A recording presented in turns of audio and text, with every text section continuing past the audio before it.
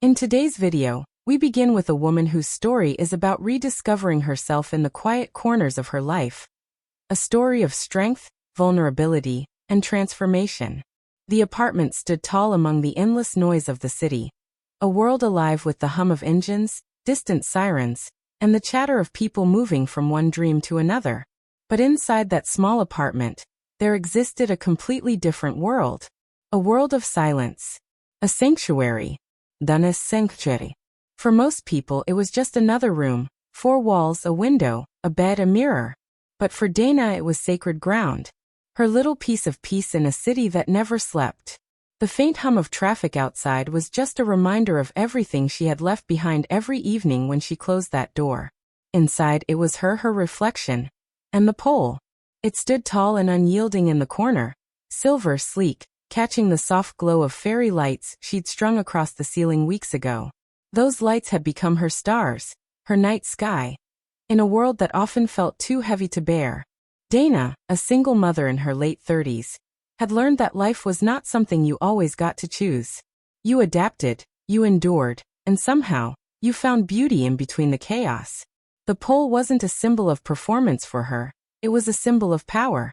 Every move, every spin, every drop of sweat that hit the floor was a declaration that she was still here, still strong, still alive.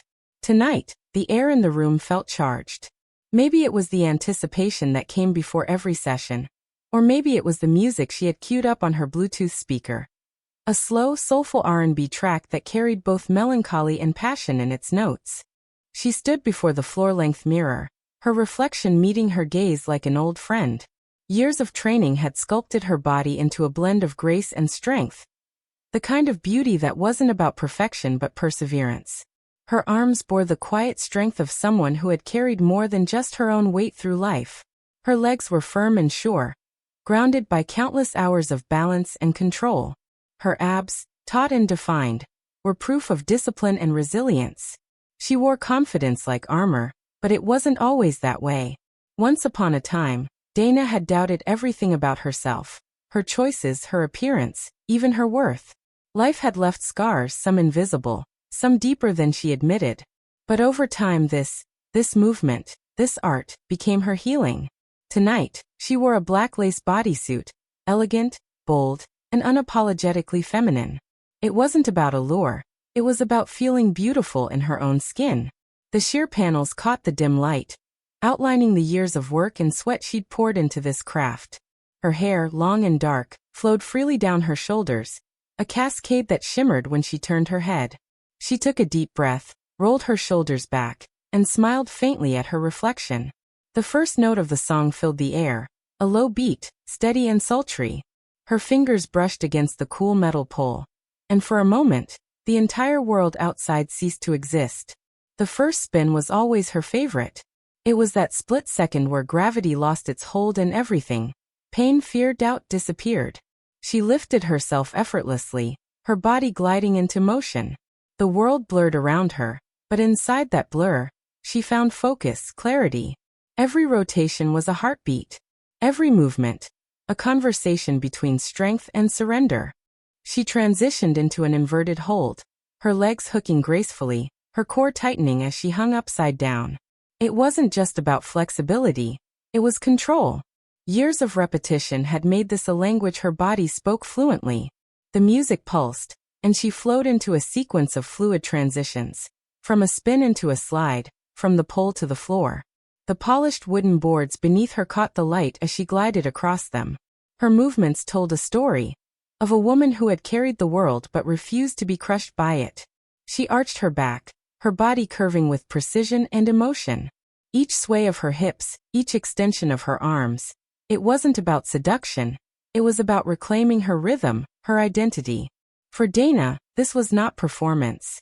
It was therapy. Every motion was her way of saying, I am here. I am whole. I am enough. As the song picked up tempo, so did she. Her hands gripped the pole tighter. Her movements became bolder, faster, but still in control.